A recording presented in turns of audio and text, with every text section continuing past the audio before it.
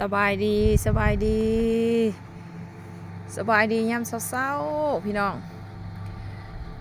บ่เห็นหน้าเห็นตากันมาแต่ดนเนาะแม่นางใหญ่ก็เป็นวนๆน้ำเวียกหลายพี่น้องเลยก็เลยบ่ได้ถ่ายชีวิตการเป็นอยู่ของแม่นางใหญ่ในช่วงนี้ให้พี่ให้น้องเบิ่งเนาะ ขึ้นฮอดขึ้นถึงคือเก่าเด้อพี่น้องเด้อมามื้อนี้แม่นางใหญ่สิมารีวิวบ้านหลังน้อยๆให้พี่น้องเบิ่งเนาะการที่ว่าเฮาสิมาอยู่ในนี่เนาะมันแต่ก่อนแม่นางใหญ่สินอนอยู่ในเถียงนั่นเป็นเถียงของอ้ายแล้วก็อยู่บ้านนี้เป็นเถียงของหลานมันก็อยู่แบบอันนั้นแหละมันบ่มีฟ้ามีหยังเนาะมันบ่มีสวมนอนบ่มีหยังเนาะก็เลยว่าตัดสินใจมาเฮ็ดตูบน้อยอยู่ตั้งตูบน้อยอยู่พอได้มีบ่อนพักบ่อนเช้าตอนที่แม่นางใหญ่มาเนาะเพราะว่าแม่นางใหญ่สิเที่ยวมาอยู่น้ำลูกอยู่บอนเซโนแน่แล้วก็เที่ยวมาเบิ่งเวียกอยู่พี่แน่ก็เลยว่าตัดสินใจสร้างหลังน้อยๆขึ้นมาพอได้อยู่เนาะในช่วงเวลาที่แม่นางใหญ่มานี่ก็ประมาณมาอยู่นี่2 ทิศแล้วก็กลับมาอยู่น้ำลูกอยู่เซโน2 ทิศเนาะเพื่อแบ่งปันเวลาให้ลูกแน่แล้วก็แบ่งปันการเฮ็ดเวียกแน่ขึ้นแล้วพี่น้องขึ้นอยู่แล้วเนาะขึ้นวางวันที่21นี่วันที่21ขึ้นแล้วมีนางน้อยมีรัตนามีบังอ้ายมาเนาะส่วนนางใหญ่ค้าเฮียนเด้อพี่น้องเด้อมาบ่ได้เนาะเพราะว่าเพิ่นเขาเฮียนอยู่วิชาชีพแหละเฮาก็สิพักโดยพลาการโดยที่มันบ่จำเป็นนะบ่อยากให้ลูกขาดโรงเรียนแน่เนาะย่านเฮียนบ่ทันโมก็เลยถาเพิ่นพักงวดหน้าเนาะเพิ่นเซ็งแล้วเพิ่นพักจังสิคอยให้เพิ่นมาเบิ่งยังบ่เห็นจักเทื่อได้นางใหญ่ยังบ่ทันได้เคยเห็นนางน้อยก็มางงแม่ว่ามาขึ้นเรือนมาขึ้นตูบน้ำแม่เด้อมาขึ้นบ้านใหม่ล้างหน่อยน้ำแม่เด้ออ้าวนางน้อยว่าแม่สร้างบ้านใหม่บ่บ่ได้บอกลูกเนาะเพราะว่าเฮาเครื่องเฮาก็เอามาเองก็เลยว่าดินบล็อกเฮากับผลิตเองมันก็เลยว่าเฮ็ดแบบง่ายๆสบาย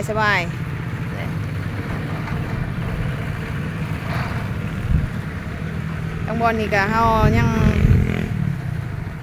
ผลิตบล็อกกันต่อทรงบล็อกแน่ทรงแฮทรงทรายแน่รอเสาแน่พี่น้องแล้วก็ขายปูนพร้อมขายซีมั่งเสาของเฮาค่ะ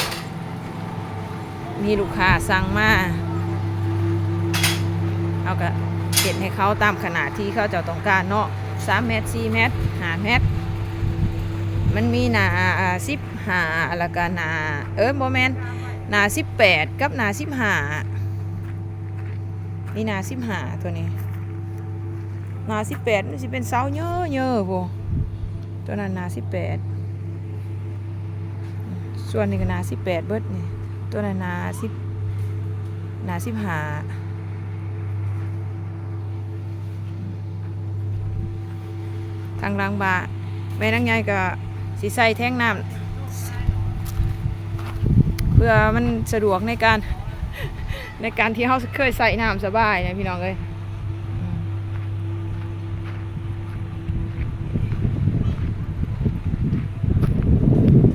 ทางหลังนี่มันสีโบพ่อ สีโบพ่อก็เลยว่าท่าโทสีขาวท่าห้องพื้นซื้ออย่ามันเนาะอยู่ฉุกเฉินรถคู่หูของเราไปไซไปกันเปื้อนเพราะแต่ตัวเส้นทางตัวนี้มันสิเป็นเส้นทางเขาปูย่างอยู่เนาะแต่ว่าออกจากหมู่บ้านนี่แหละมันก็สิเป็นทางแดงเด้สีก็เก็บยังบ่แล้วเพราะว่าขอบประตูเฮานี่ก็ยังบ่ทันได้เก็บสีมันเบียกลายถาว่างๆพุ่นแหละจังสิได้ค่อยนั่นจังสิค่อยได้เก็บสีเก็บหยังอีกมาเข้ามาเบิ่งข้างในกันเลยบันไดนะนี่บันไดก็บ่ได้ใส่กะโหลกะเลหยังเลยได้นี่ประตูเฮา เพราะว่าเฮาสิใส่ประตูธรรมดาเนาะเฮาบ่ได้ใส่ประตูคือเฮือนน่ะเอื้อยนางน้อยเนาะเฮาก็อาศัยว่าเอาซองแก้วนี่เป็นพอให้มันแจ้งให้มันหยังแหน่นี่จะลึบจึบจับจะลึบจึบจับนะอะไรลูกน้องมุกก็เป็นไข่เกิดอีซุกอีไซก็เลยได้พักโรงเรียนต่อนี่เบิ่งเนี่ยอ๋อพออย่ากินหลายก็สมหั่นเนาะเสียวมือนี่ก็เป็นตุ่มแน่เนี่ยแต่กับประมาณนี้แหละเพื่อนล้างน้อยๆหนึ่งเราพี่น้องเลยนี่กับปูสาดย่างเอาเด้อเฮายังบ่ได้ติดกะโหลเนาะนี่เป็นห้องนอนสิบ่ไขเขาให้เบิ่งมันหกมาเฮาเกี่ยวมาทางเฮือนครัวแม่นางใหญ่ก็เฮ็ดเรียบง่ายสบายแม่นางใหญ่ได้เป็นคนเฮ็ดนี่เนี่ยก็สิประมาณนี้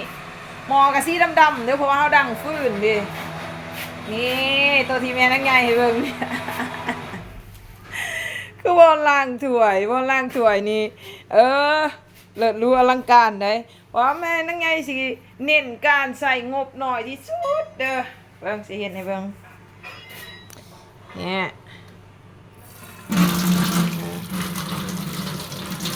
น่ะเอาก็สามารถล้างถ้วยได้เพราะว่ามันเป็นครอบครัวน้อยเด้มันบ่แม่นครอบครัวใหญ่ตัวน้ำตัวยังแม่นางใหญ่เดินเองเลย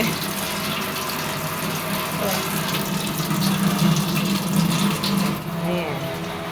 สะดวกสบายไปน้อยหนึ่งส่วนนี้จะว่าสันว่าสีเนาะห้องหน้ากับบริติดกะโลคือกันเป็นยังไงเป็นคนเฮ็ดเองว่าต้องใส่บัวเด้อนี่เด้อเบิ่งแม่นางใหญ่เอ็ดนี่เขาสามารถอาบน้ำซาหัวได้สบายตัวนั้นก็ยะเอาค้างไฟแล้วมันกดลงมาเนี่ย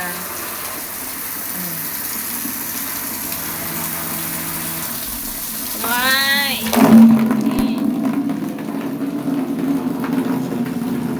นี่แหละประมาณนี้แหละพอได้อยู่ใส่น้ำใส่ได้แม่นางใหญ่โตเองเลย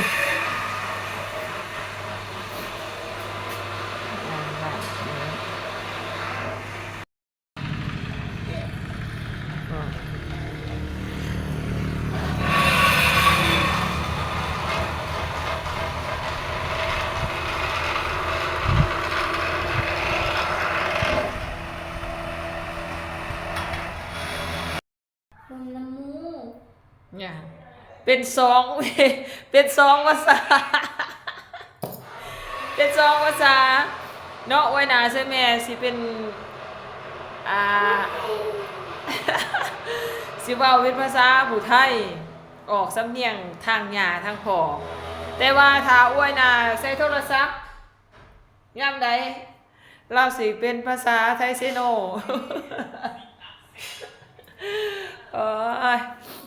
บ่ได้ไปโรงเรียนได้หลายมื้อแหละเบิดทิศนึงนี่แหละเป็นตุ่มเป็นไข้บ่สบายเย็นบ่มื้อแม่หาก็อาบน้ำมาแล้วจักหน่อยสิเข้าในบ้านเพราะว่าอยู่ในบ้านเขาจะสิเฮ็ดบุญแจกบุญแจกอีหลาอยู่เพื่อนเอาอีแล้วอีหลาเฝ้าเพื่อนอยู่นำคนงามนะเอาสิเอ็ดอะไรลูกก็สิไปนะหนาว เงาเงาทั้งตุ๊กน้ำทั้งหมากม่วงทั้งหมากค้ามทั้งหมากเกี้ยทั้งนุ่มทั้งมีอ้อมขางอยู่เฮ็ดจังได๋จะเหงาเนาะเงาเพิ่นว่าเงาลูกสาวหลาคนเดียวนี่คลิปนี้สิโจ้เพียงเท่านี้เด้อพี่น้องฝากกดไลค์กดแชร์ช่องแม่แป่งลูก3หน่อยเด้อเปลี่ยนช่องใหม่เปลี่ยนชื่อช่องใหม่เนาะเพราะว่าช่องโตเก่าโตนั้นเป็นครอบครัวชาวผู้ไทยก็เฮาหยุดใส่แล้วแต่ว่าแล้วมา ลงอยู่ในซองของพออินปันแต่ว่าของพออินปันกับแม่นางไงก็เลยเปลี่ยนจากซื้อของพออินปันก็มาเป็นซื้อของแม่แปะต่อบ๊ายบายบ๊ายบายบ๊ายบายบ๊ายบาย ไปนั่น ฮะสิไปนำไปนำพิญญังอยู่นำคนงานนี่แม่สิเอาไปโม้บุญข้าวเดียวเจอกันคลิปหน้าพี่น้อง คอย บ๊ายบาย หืม